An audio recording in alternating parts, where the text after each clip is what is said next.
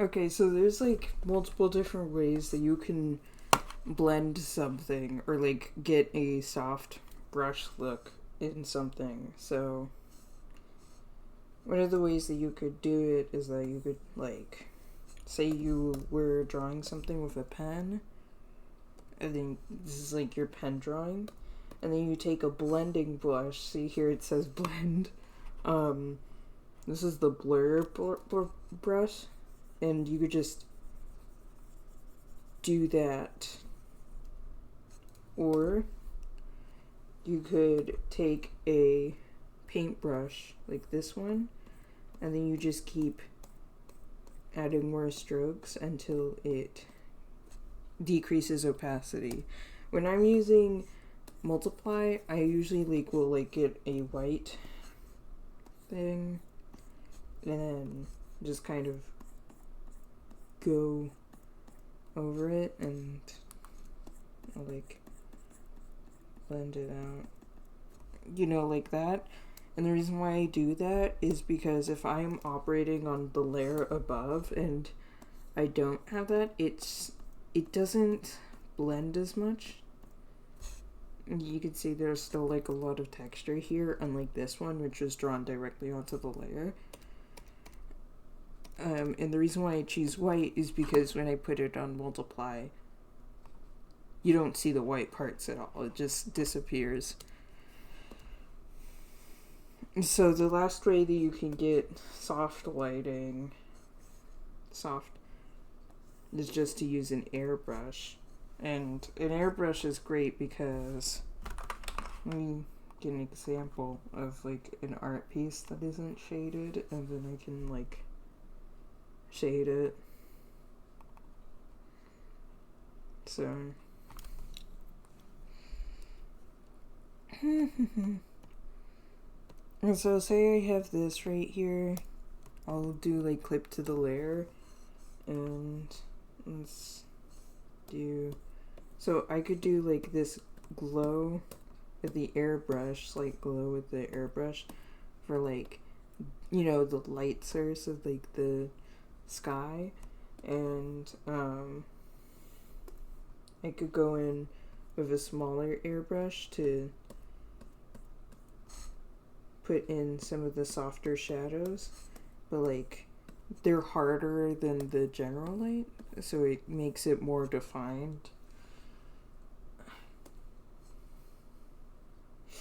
And then for the shading, I could say I do this, and because the light's not very hard, right? So say I do multiply, but other parts of the area could be more defined. So say I do this, where there'd be clearer shadows than other areas.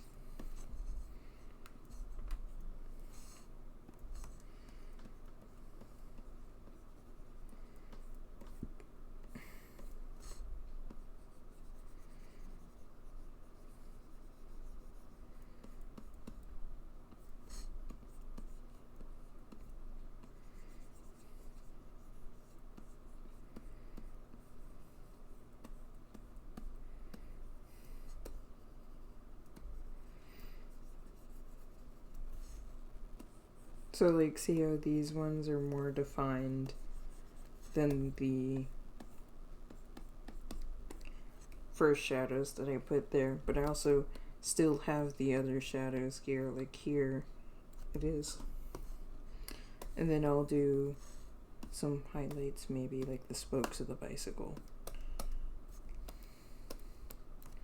And then maybe I'll do the shadows on the bicycle over here. Oh, that's the wrong color. So then put this back to normal to get the right color. And I'll go here.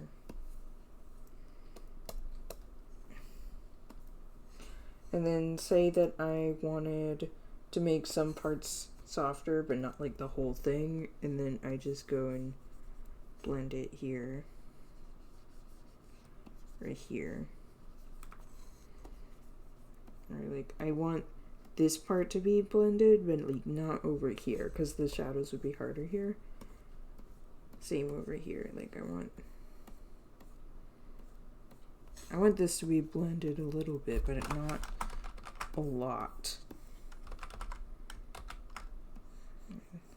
Like this, because like this shows that the surface is curved, or like this would be more subtle because it's already in the dark. You know, there's just like a lot of different ways that you could do the shadows. And it's better to have like multiple different ways of doing it than just one. And say I change this to glow and then I lower the opacity so it's more subtle. There's an example of like different ways of doing shadows.